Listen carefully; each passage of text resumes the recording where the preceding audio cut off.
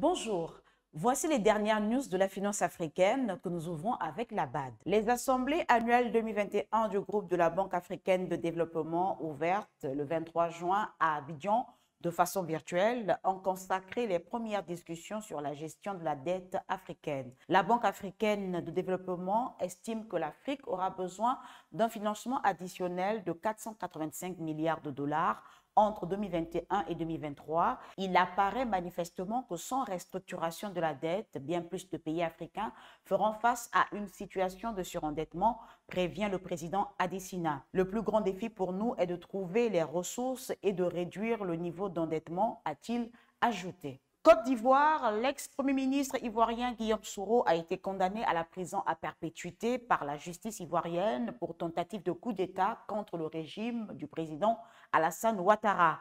La condamnation est tombée mercredi 23 juin en l'absence de l'accusé qui vit en exil. Selon maître Faustin Goïbi, avocat de Guillaume Soro, son client a décidé de faire appel contre cette décision. Du côté de l'UEMOA, le volume moyen hebdomadaire des opérations interbancaires de l'Union monétaire ouest-africaine, toute maturité confondue, a connu une augmentation de 54,5% au terme du mois d'avril 2021 comparé au mois précédent, selon les données de la Banque centrale des États de l'Afrique de l'Ouest, basée à Dakar. CEA. Il se peut que l'Afrique n'atteigne pas les objectifs de l'ODD 7. C'est ce que révèlent les conclusions d'une étude intitulée « Prix de l'énergie en Afrique, transition vers une énergie propre pour l'industrialisation de l'Afrique ». Dévoilée le mardi 22 juin 2021 par la Commission économique pour l'Afrique, cette étude indique que 600 millions de personnes en Afrique n'ont pas accès à l'électricité et 900 millions n'ont pas accès à un combustible de cuisson propre. Pendant ce temps, les taux d'accès à l'électricité dans 24 pays sont inférieurs à 50%.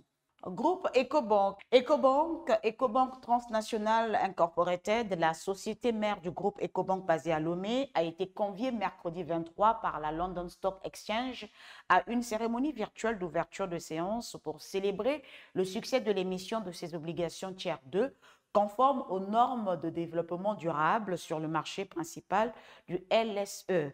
Il s'agit de la première émission d'obligations Tier 2 conforme aux normes de développement durable d'une institution financière en Afrique subsaharienne.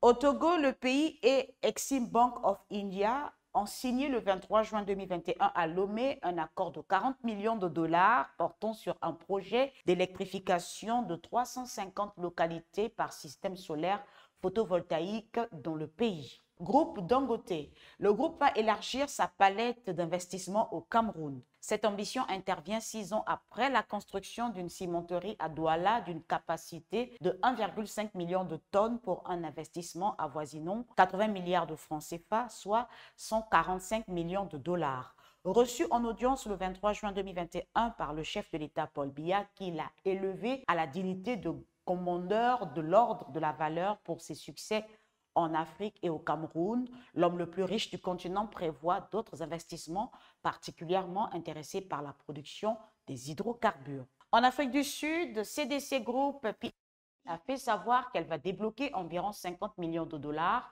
pour participer au financement du projet d'énergie solaire concentré de Redstone en Afrique du Sud. Dans un communiqué publié mercredi 23 juin, l'institution de financement du développement du Royaume-Uni souligne que cet appui marque son retour sur le marché sud-africain de l'investissement direct et affirme son mandat d'investissement climatique. Au Gabon, après avoir pris part récemment à Accra au sommet de la CEDEAO, la secrétaire générale de la francophonie a débarqué à Libreville où elle s'est entretenue le mercredi 23 juin avec le président Ali Bongo.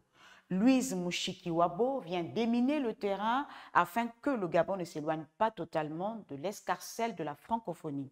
Le Gabon, selon un message publié sur le compte Facebook du président Ali Bongo, entend conjuguer sa pleine et entière appartenance à la grande famille de la francophonie et à l'ouverture au monde anglophone réuni au sein du Commonwealth.